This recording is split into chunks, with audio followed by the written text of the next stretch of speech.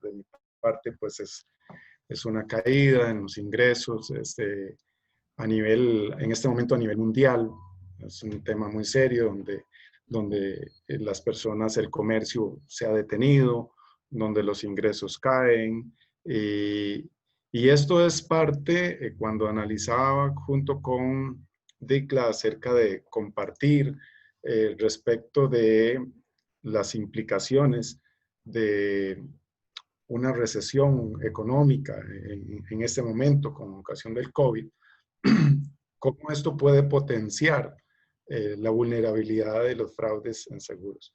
Y por supuesto que puede hacer potenciar en materia de seguros, pero no solamente en materia de seguros, en cualquier tipo de fraude está produciéndose una vulnerabilidad para cualquier organización, para los bancos, para las empresas de seguros, para cualquier empresa comercial. Y compartía en esta mañana también en otro evento en línea que también para nosotros a título personal, a título individual, es claro y creo que ya todos estamos muy enterados de que en estos meses, producto de toda esta situación del COVID-19, se ha potenciado en gran forma los fraudes en línea. Así que eso dice mucho de cómo actúan los delincuentes, de cómo actúa el crimen organizado. No se detiene de ninguna forma. Este triángulo, pues que es muy conocido por todos y yo sé que todos lo hemos visto ya muchísimas veces, es básico, pero es sencillo, pero al mismo tiempo es muy, muy profundo. ¿Ante qué estamos ahorita? Bueno, estamos ante el COVID-19. ¿Y qué es el COVID-19? Es una circunstancia muy fuerte, una circunstancia muy, muy grave, como la que nunca antes nos había afectado a la humanidad, bueno, por lo menos recientemente.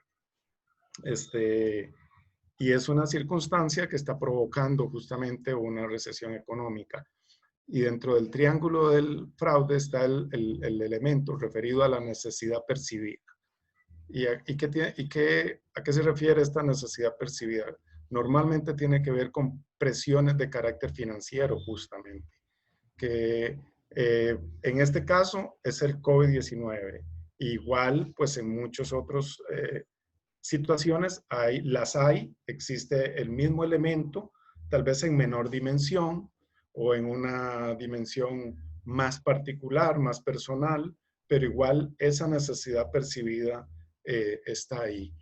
Y en este momento, por ser un asunto tan masivo y tan fuerte, es un tema pues que estará afectando a muchísimas personas en todos lados y este elemento va a potenciar ese riesgo.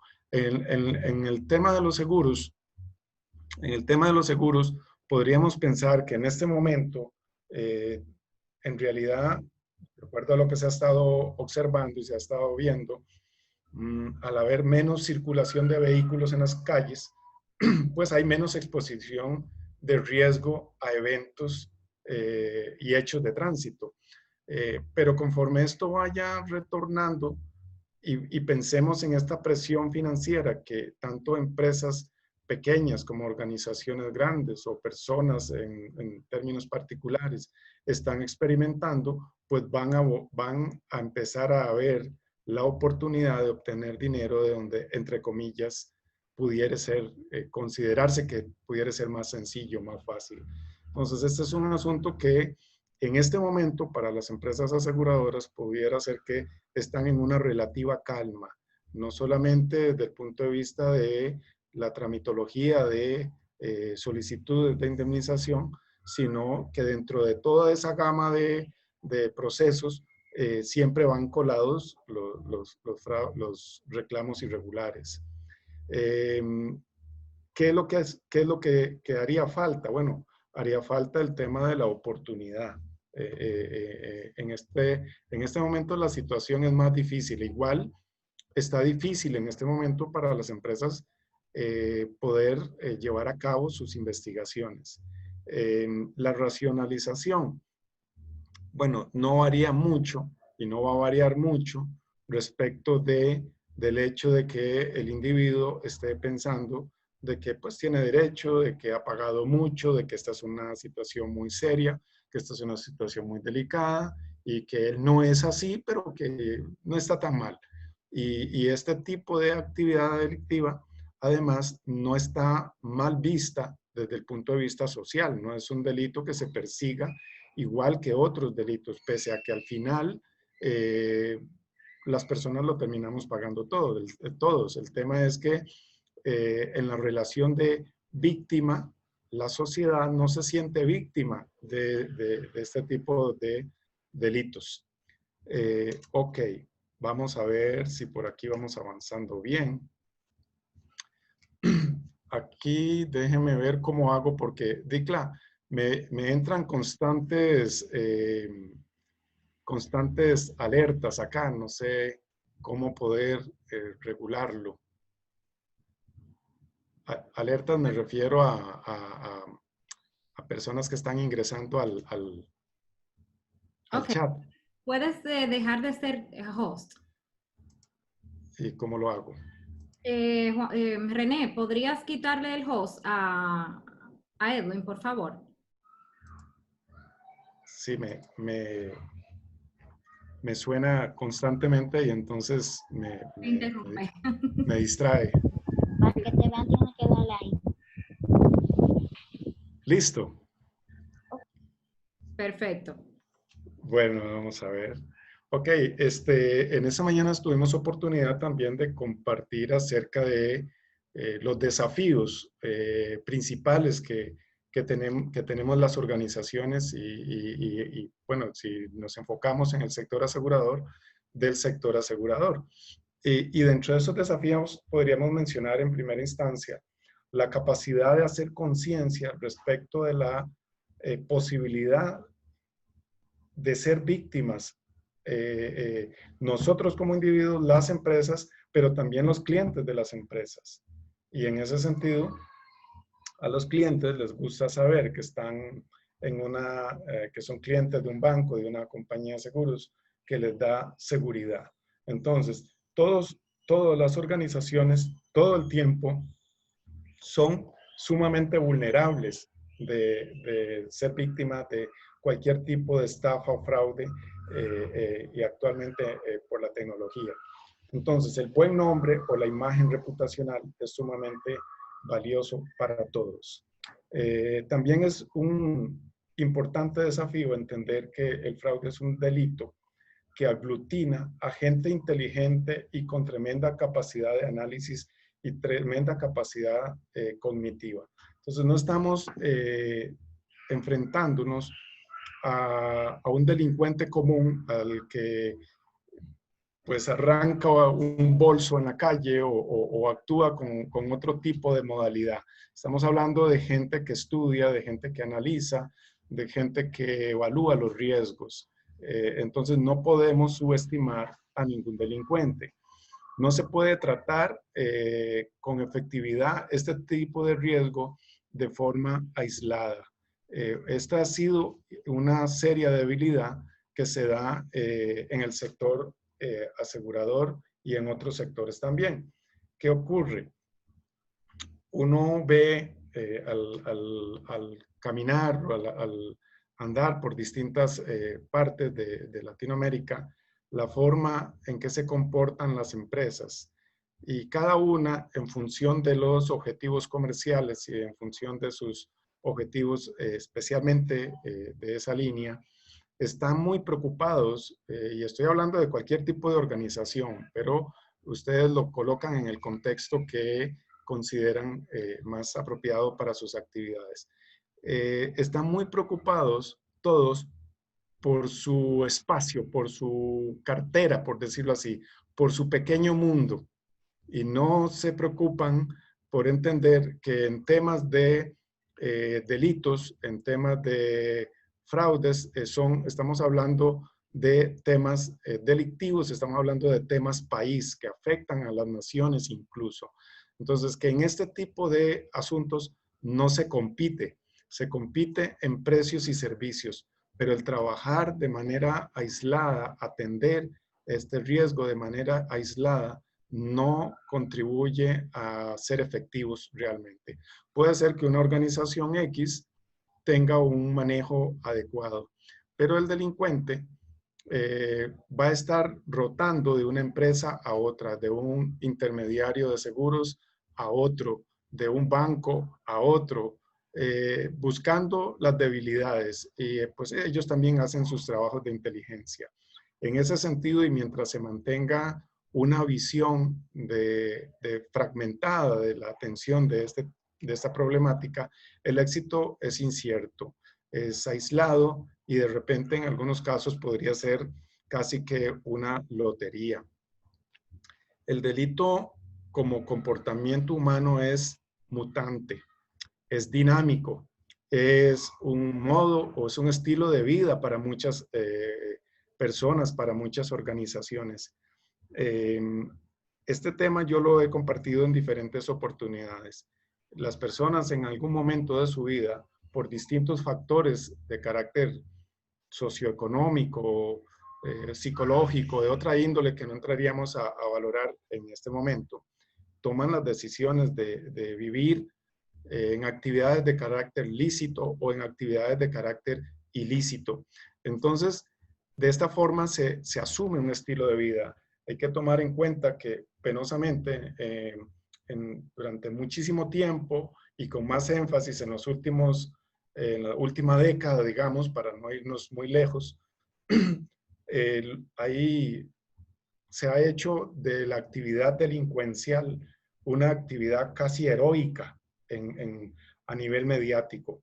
Entonces hay muchos adolescentes, hay muchos jóvenes, algunas personas que terminan idealizando esa actividad e incurriendo y caminando en esa dirección, convirtiéndolo en un estilo de vida. Eso es un problema. El delito como comportamiento humano es también un desafío complejo, cambia constantemente y entonces esto exige que de nuestra parte, de parte de las organizaciones, siempre tengamos que estar estudiando, preguntando, intercambiando información con colegas de diferentes regiones. Es una lucha constante, es una tarea constante. Es una lucha de intelectos también, porque decía una amiga que es psicóloga que los que trabajamos en este tipo de actividades como las que hacemos nosotros, son personas que tienen un potencial para la actividad delictiva, pero que afortunadamente están los valores y principios de por medio y eso pues nos empujó y nos llevó a caminar en una dirección que es la correcta, afortunadamente. Pero quienes están en el otro lado de la acera tienen iguales o mayores capacidades e incluso otro tipo de libertades para actuar en las lides delictivas. Tienen dinero, lo proveen, no se atienen a normas de ninguna naturaleza. Entonces, compartíamos e indicábamos que el principal y mayor desafío en este sentido es entender que se compite en precios y servicios, que en temas delictivos que nos afectan a todos, debemos de buscar y procurar la unidad. Permítanme un momentito. Perfecto. Listo. Bueno, ¿alguna pregunta, algún comentario? Hasta ahora no. Bien, porque estamos en un cafecito, acuérdense. Bueno, muy bien. Y el lunes próximo nos vemos de nuevo, pero nos vamos a ver con un tema muy puntual. Nos vamos a ver con un tema referido a el riesgo que pueden generar los intermediarios de seguros tanto en el fraude como en el lavado de dinero. Muy bien. En el CIAFAC. En el CIAFAC, exactamente, es correcto. Principales lecciones que podemos considerar en esta situación. Todos somos vulnerables. Todos somos vulnerables. La tecnología es una fortaleza sin duda. Vean cómo en este momento pues estamos un grupo importante, una cantidad importante de personas conectados desde distintos países. Cada una de nuestras regiones estará en distintos horarios y nos estamos escuchando y nos estamos viendo. Entonces, vean qué fortaleza es esto, ¿verdad? Cómo nos facilita y nos economiza también en muchas formas. Tiene sus ventajas, pero también deriva riesgos. Para tener este tipo de actividad por este medio hay que tomar una serie de medidas de precaución, porque si no, justamente por este medio podríamos ser víctimas de algún tipo de irrupción, de ingreso inapropiado o no deseado. Entonces, eso ocurre en todas las actividades. La tecnología es una fortaleza, es una ventaja, pero también es un riesgo. Y hay que analizar los riesgos que la tecnología está derivando. No solo desde el punto de vista operativo, desde el punto de vista financiero, sino desde el punto de vista delictivo. Compartimos de que el tema del crimen es un oficio para muchas personas. Es una actividad que evoluciona. Es una actividad que se adapta como el camaleón para ocultarse en el entorno. Todos sabemos las habilidades del camaleón para parecerse al entorno en el que se encuentra. Y esa es justamente, perdón, una de las estrategias de quienes cometen fraude. Es crear en la mente de la víctima la imagen de una realidad que no es tal. Perdón. Entonces, tenemos que estar muy atentos en ese sentido, porque penosamente uno de los problemas, digamos, no sé si decirle problema, pero es más bien uno de los factores o elementos relacionados con el fraude que podrían incluso causarnos hasta vergüenza, es que nosotros terminamos participando de él. Porque lo que usted tiene seguro, lo que yo tengo seguro, lo podemos perder gracias a que no tomamos las medidas adecuadas o, por otro lado, que nos creemos el cuento que nos quieren vender. Y esa es una de las habilidades del fraude, en donde conforme cambien las normas, conforme cambien las medidas, es una actividad de día a día, día a día. Es impresionante cómo en estos últimos tiempos, no sé qué estará pasando en sus países, pero no dudo de que sea muy similar a lo que estamos experimentando nosotros, del fraude que se produce por teléfono, como desde los centros penitenciarios están llamando a las personas, cómo se hacen pasar por organizaciones de beneficencia, cómo se hacen pasar por organizaciones del Estado constantemente. Y es que cuando te llaman te dicen el nombre, le dicen incluso algunas veces hasta su número de cédula y una serie de datos que terminan convenciendo a la persona de que le están hablando de verdad. Entonces, es un problema que se ha masificado en gran manera. Un elemento importantísimo a tomar en cuenta es que este tipo de actividades como las que estamos en este momento y como las que hemos compartido de manera presencial en diversas oportunidades y de las que podríamos hacer uso y provecho en un centro educativo, en una universidad, pues son sumamente valiosas, son sumamente importantes, pero no podemos perder contacto con la realidad de la calle. No podemos perder contacto con la realidad de la calle. Es muy importante que mantengamos siempre ese vínculo y esos medios entre los que estudian desde la perspectiva académica, desde quienes estructuran los pensamientos y hacen los análisis en este sentido, y lo que ocurre en la calle. En la calle la cosa se mueve a una velocidad vertiginosa y hay que estar conectados con lo que está ocurriendo ahí, con los que hacen el trabajo de campo, con los que están acumulando la experiencia y viendo qué está ocurriendo en el día a día. Porque si perdemos eso, no puedes ir a un extremo en donde solamente aludamos que la experiencia es lo único que cuenta, No podríamos hacer eso. Tampoco podemos decir que los análisis y el estudio académico y el esfuerzo en ese sentido es lo único que cuenta, porque en ambos extremos estaríamos mal. Tenemos que buscar ese balance para que podamos ir caminando de una forma más o menos cercana, porque ciertamente caminan más rápido que nosotros por una serie de aspectos que ya hemos comentado. Entonces, las circunstancias cambian todos los días. Ya vimos que en este momento, comentamos al inicio, de que en este momento es el COVID, una circunstancia nada pequeña, pero al fin y al cabo es una circunstancia, igual que las han habido otras y quizás de distinto tamaño. Y discúlpame que te interrumpa, ¿y cómo crees tú que influye esta pandemia del COVID en la lucha contra el fraude en los seguros? Bueno, en este momento creo que lo que se tiene que enfocar es las acciones preventivas. Creo que en este momento hay un espacio de tiempo para que se pudieran hacer esos análisis, esos diagnósticos a nivel interno, revisar la normativa. Siempre es muy importante hacer el análisis de lo que ya tenemos. Esto yo lo he compartido en otras oportunidades, que si hay algo importantísimo que tienen las empresas aseguradoras es una cantidad enorme de información en cada expediente de solicitud de indemnización que ha recibido. Igual en cada expediente de aseguramiento. Tiene muchísima información.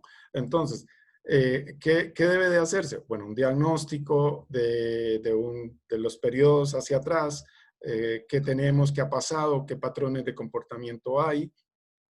Y este es el momento para poder empezar a identificar dónde están las debilidades de carácter administrativo, de control interno, y al estar incursionando de una manera muy acelerada hacia la parte de la tecnología, tiene que avanzar. No hay otra alternativa, porque este tipo de temas están alrededor de la visión del negocio, no al revés. Entonces tienen que avanzar. Sin embargo, tienen que estar muy pendiente de cualquier debilidad y ser muy objetivos en ese sentido. Y eso pues a las partes comerciales les cuesta mucho. Excelente. Muy bien. Muy importante también, pues digamos, para cerrar aquí un poquito esto de las principales lecciones que podríamos estar experimentando, es tener claro que el que cree que ya lo logró, ahí se quedó. O sea, ninguno de nosotros, en ninguno de los distintos tipos de negocios en los que estén involucrados, puede pensar, yo ya eso lo tengo controlado. Porque es que el tema cambia todos los días. Hay 3 recomendaciones que me gustaría compartirles. Creo que ya de manera implícita las he ido señalando. Es como puntualizarlas, básicamente.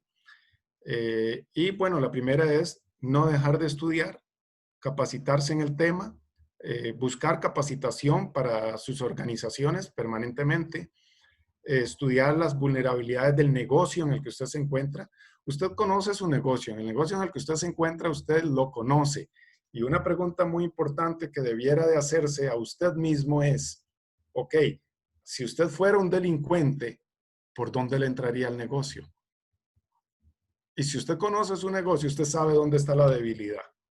Y si sabe entonces y descubre dónde está la debilidad, pues póngale el remedio. En materia de seguros, yo he compartido muchas veces que uno de los objetivos principales en los capítulos de formación que le dan al personal siempre está relacionado, pues por supuesto, con conocer el producto, con conocer las coberturas, en muchos casos incluso hasta cómo calcular las primas, aunque ahora eso pues lo hacen las máquinas. Y sobre todo un elemento importantísimo que se ejercita en materia de seguros es ¿qué es el principio de máxima buena fe? En todo contrato existe el principio de buena fe, pero en seguros es máxima buena fe. Y a todas las personas en términos generales se les va llevando en esa línea de formación, pero no le dan formación a la gente sobre las eventuales irregularidades de las que podrían ser víctimas con ocasión de los mismos contratos de seguros. Aunque, por supuesto, estamos claros de que un porcentaje alto, muy alto, de los clientes realmente buscan de manera transparente un producto de seguros, igual que en otros negocios. Pero hay otros que no buscan protección, buscan una posibilidad de dinero fácil. Un segundo elemento es organizarse con los competidores para trabajar y defenderse en las debilidades de esta naturaleza que les son comunes.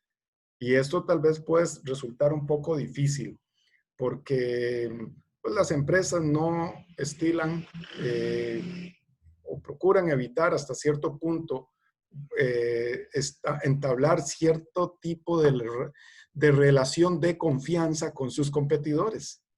Pero es que si no lo hacen en estos temas, siempre van a seguir siendo atacados y siempre van a seguir teniendo debilidades y vulnerabilidades de las que probablemente podrían protegerse si están compartiendo la información y los momentos en que son víctimas de algún tipo de delito, de debilidad.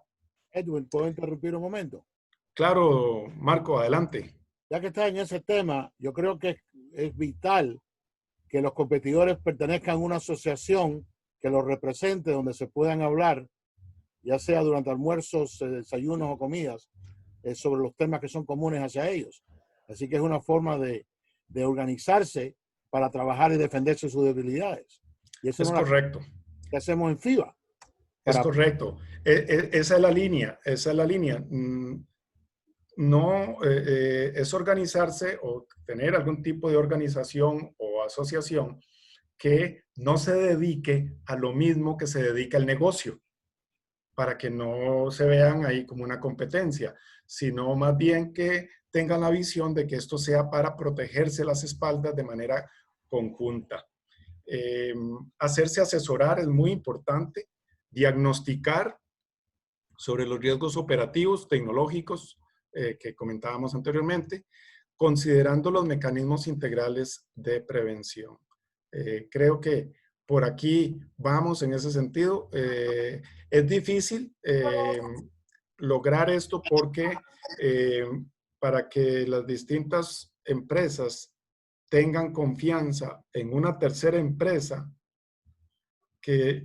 a la que le va de repente a participar de cierto tipo de información que le pertenece y que ésta no sea utilizada en su perjuicio desde la perspectiva comercial, no es una confianza que se logre fácil, pero es una necesidad. Hay otra pregunta, Edwin, que nos hacen por el chat. En su opinión, ¿es recomendable expulsar al afiliado malintencionado que busca hacer fraude en conveniencia, en convivencia? No. Connivencia. ¿Con las clínicas o prestadores? ¿Entendiste? Te la repito. Sí, el contexto es el que me deja, bueno, siento que lo estás relacionando, no sé si tendrá que ver con la naturaleza de actividades que tiene SENASA en República Dominicana. Bueno, Mariano, si quieres aportar, puedes abrir tu micrófono y puntualizarlo un poquito. Si estás ahí, Mariano Tolosa. Sí, claro. Sí, hola. Sí, aquí estoy. Buenas. Hola, buenas noches. Sí, justamente es lo de los prestadores, o sea, en realidad hay muchos afiliados que están, que es lo que decías antes, que sacan provecho del seguro, o sea, toman el seguro para sacarle rédito. Y digamos, un seguro caro puede ser muy, muy oneroso haciendo fraude, digamos, presentando factura de médicos, facturas de clínicas, de medicamentos que nunca han consumido, y eso sucede mucho, y hay gente que es muy fácil detectarlo desde adentro de la organización. Yo era auditor interno de Humano.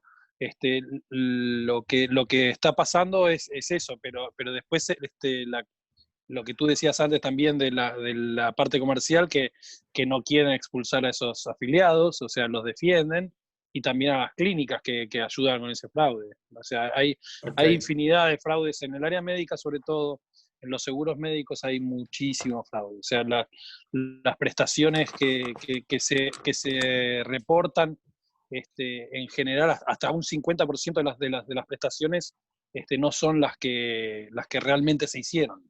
Y nos pasa cuando vamos a los médicos, que los médicos nos hacen firmar cosas que no han hecho, digamos, y por no romper esa relación con el médico, y como a mí no me duele tampoco, entonces yo firmo, porque a mí me cuesta nada más que una firma. Pero sucede mucho el fraude a nivel médico, donde las prestaciones las inventan o generan otras prestaciones o simulan diagnósticos. Hay infinidad de fraudes en el área médica y en los seguros médicos. De acuerdo, Mariano. Saludos. Bueno, mira, efectivamente estamos hablando de seguros personales para englobarlos de una forma más amplia. Y en materia de seguros personales, el fraude es bastante complejo en el sentido de que, y sensible, pues, especialmente sensible, porque tiene que ver con la salud de las personas, porque hay también de parte de las empresas aseguradoras y de los que están ahí de por medios una sensibilidad mayor que si estuviésemos hablando, por ejemplo, de un bien mueble, un vehículo, una casa o qué sé yo. Y se dan de carácter más masivo.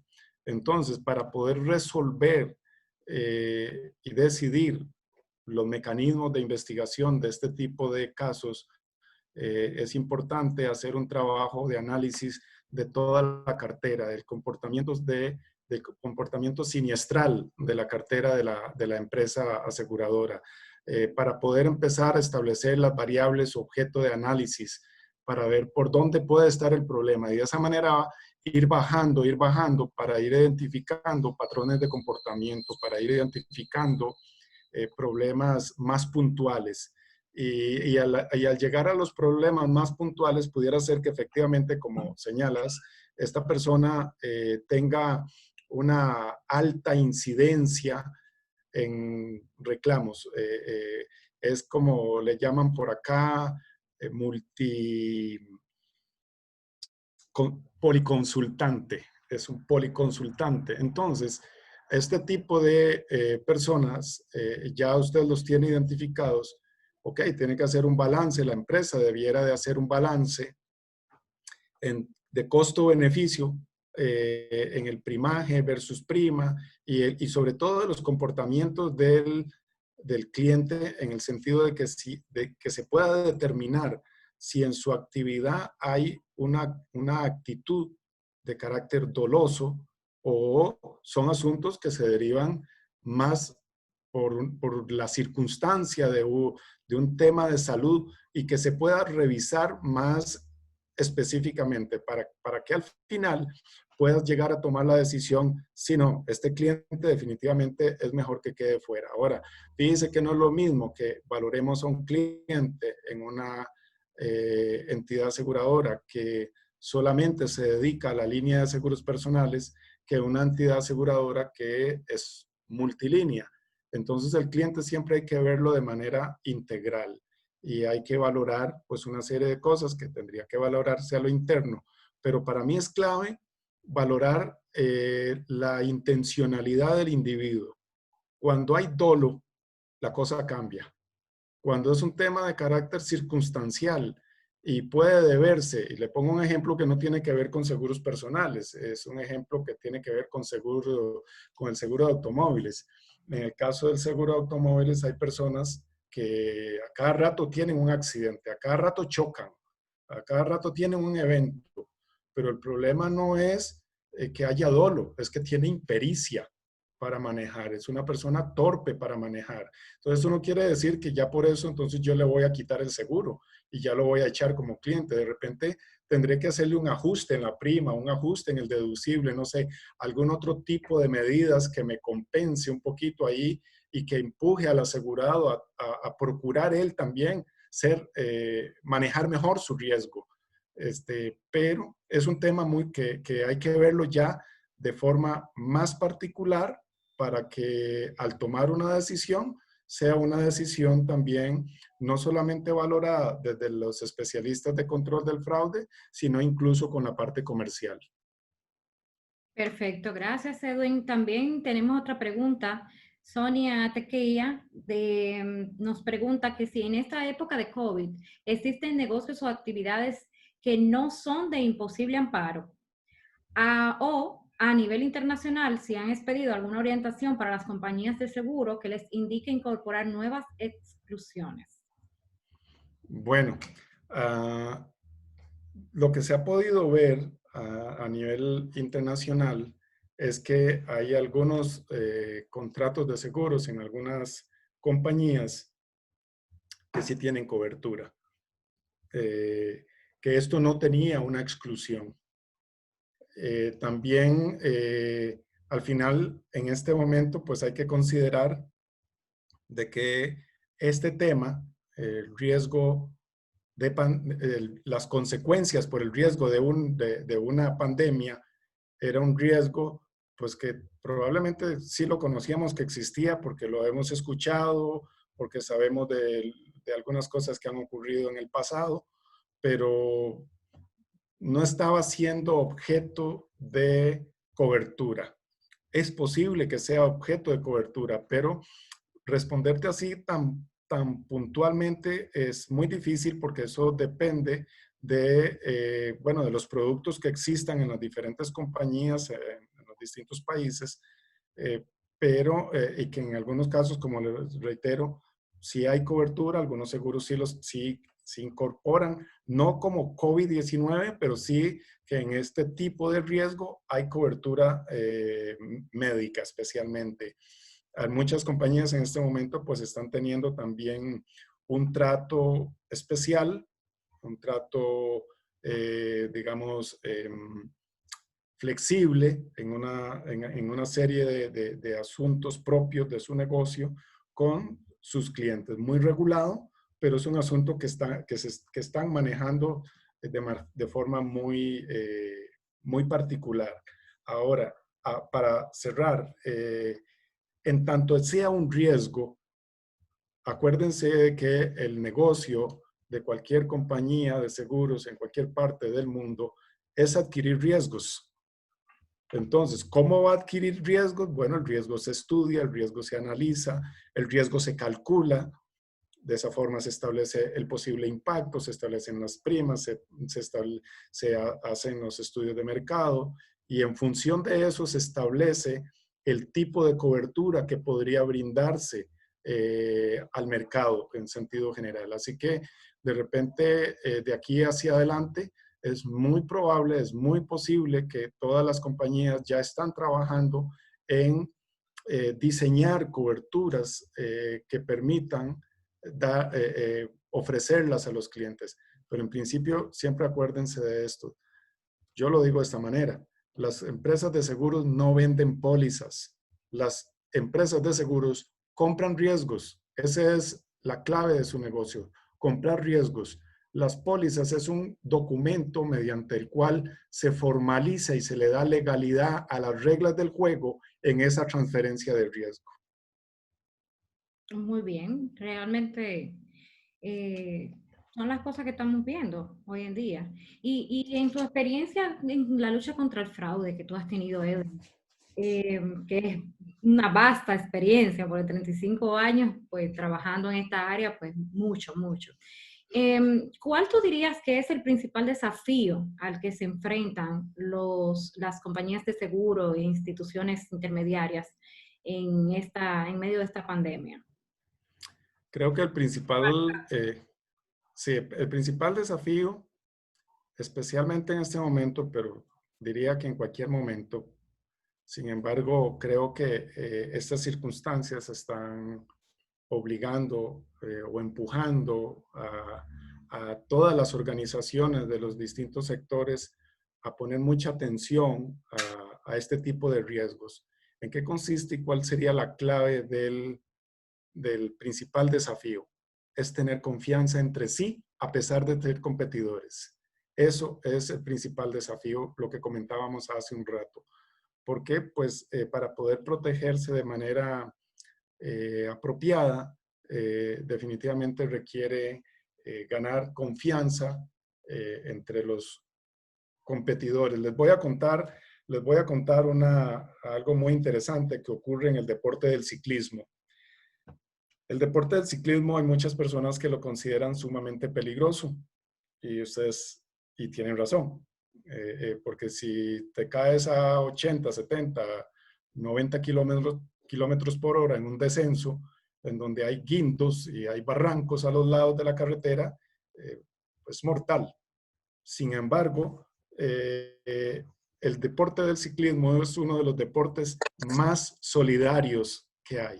Y yo lo puedo decir con conocimiento de causa porque hace poquito más de 28 años fui ciclista de primera división de alto rendimiento en Costa Rica, como por 4 años o más, ¿verdad? Entonces, ese fue mi deporte. Ese fue el deporte en el que yo disfruté hace muchos años. Pero ustedes pocas veces ven o pocas veces se enteran de lesiones entre ciclistas. ¿Por qué? Porque los ciclistas se protegen entre sí. Están compitiendo y cuando viene la meta, meta es meta. Y cuando viene un premio montaña, el que sube, sube y el que no se queda. Y cuando hay un descenso, todos no buscan acercarse por el peligro que eso puede significar. Pero cuando van en la carretera compitiendo, si hay un hueco en la carretera, si hay un perro en la carretera, si hay algún tipo de obstáculo en la carretera, todos se avisan. De eso la gente no se da cuenta, porque esas son cosas que ocurren en el pelotón, como se le llama al deporte. Eso ocurre ahí adentro, todos los ciclistas, sean o no sean del mismo equipo competidor. Entonces, ¿qué es esto? Esto es un deporte muy solidario que busca la protección de cada uno de los integrantes de la caravana. Pero cuando vienen las metas, el que pasó primero, pero en buena lid. Ese es el asunto. En fútbol usted no ve eso. Y no es que esté criticando el fútbol porque también me gusta. A cada rato están lesionados, se patean, se golpean, se pellizcan, se ofenden, se dicen groserías. Es una cosa impresionante, pero eso no ocurre en ciclismo. Y esta es una analogía que yo quisiera dejar en sus mentes para que ustedes la manejen. Sí competimos, pero al mismo tiempo nos protegemos. Excelente, muchísimas gracias, Edwin. ¿Hay alguien más que tenga alguna pregunta que quiera compartir con relación al tema que estamos tratando? Puede abrir su micrófono y hablar. Bueno, por ahí yo veo que está Lisa Mateo, Dani Hurtado, Melina Pedrazas, Wendy Ulerio, Rafael Vázquez, José Manuel, Nelson Carrillo, Venezuela, Carmen Rosa, Venezuela, Eliana Díaz, de República Dominicana, Sonia, Guillermo, mi amigo Guillermo de Argentina. Bueno, hay un montón de personas acá. Es un placer saludarlos a todos. Hemos tenido una buena asistencia con especialistas precisamente del área de la sector asegurador, o sea que es muy importante el que tú hayas compartido este tema con nosotros. Y nosotros, por ejemplo, sabemos que tú vas a estar tratando una conferencia bastante buena también en la próxima semana con nosotros.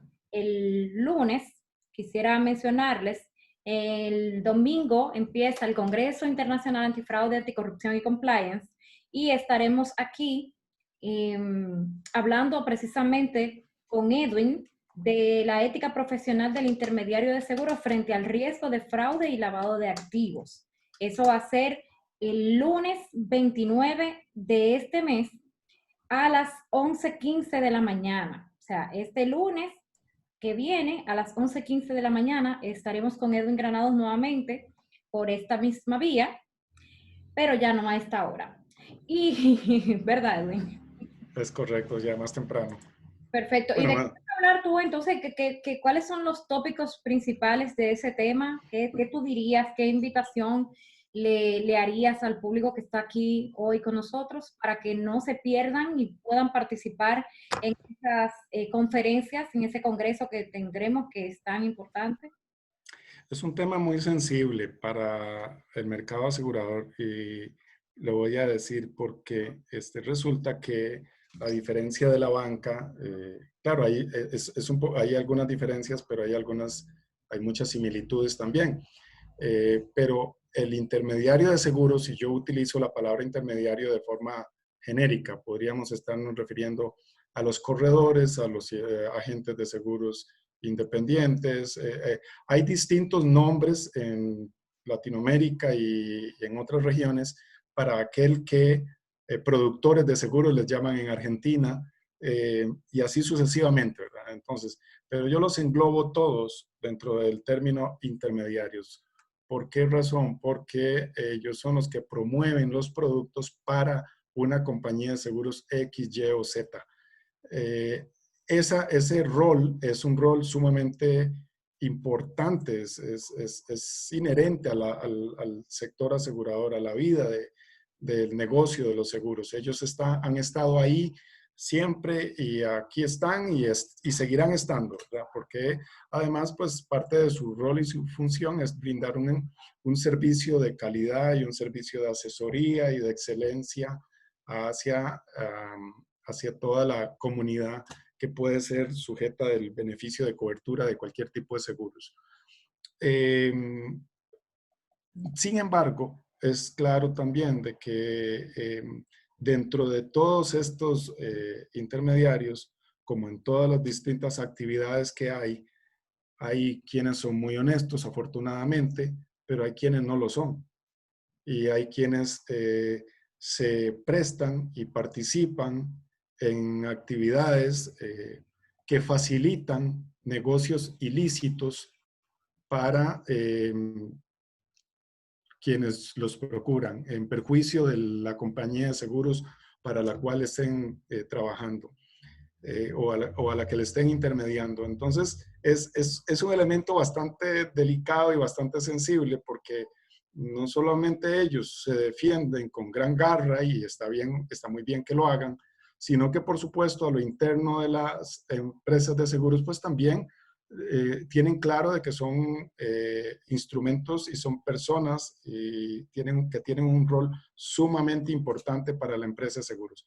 Pero hay que balancear y ciertamente pues hay un riesgo de parte de ellos y ellos tienen que tener una ética profesional, tienen que tener sus principios, sus valores y tienen que tener claro hacia dónde está dirigida su lealtad, que no solo es con el cliente, o sea, por supuesto que es con el cliente en el tanto esto sea en buena lid y sea correcto y sea para defender el interés legítimo del cliente. Pero también ocurre que se van en la otra dirección. Exacto. Y hay muchos ejemplos, por lo menos en la experiencia mía durante años, ya hay ocasiones en que no era muy difícil darse cuenta cuando estábamos ante algún tipo de irregularidad con un intermediario de seguros. Así que no es un asunto que me lo contaron, no es un asunto de que lo leí por ahí, es un asunto que lo trabajé directamente en diferentes oportunidades y uno pues no dejaba de sorprenderse porque cuando a usted viene y le causa un perjuicio, alguien que usted no conoce, alguien de la calle, pues por supuesto que usted sufre y se siente la afectación. Pero si a usted, alguien cercano a usted, alguien a quien usted le tiene confianza y que es de su familia o de su casa, le causa un perjuicio, eso impacta más todavía. Eso es. Y luego, pues también, aparte de este tema, estaremos también tratando el aporte del director independiente en empresas de seguros, la experiencia argentina. Ya tenemos un video con el doctor Guillermo Volado desde Argentina, quien va a estar tratando con nosotros este tema. Y hay un video que ya está circulando en las redes con relación a este tema. Igual también vamos a tener otro tema para los seguros, para el área del sector asegurador, que es rompiendo paradigmas en las operaciones para investigar fraudes en seguros posterior a COVID-19. Esto va a estar a cargo del licenciado Marcelo Baccarini de Brasil. O sea que tendremos muy buenas... Y Dicla, Sí, Mira, tanto Marcelo como Guillermo son dos expertos, pero mire, de alta categoría, con una experiencia súper importante, amigos muy apreciados y absolutamente recomendables. No se lo pierdan, no se lo pierdan porque es un gusto escucharlos, uno siempre aprende muchísimo con ellos. sí, realmente.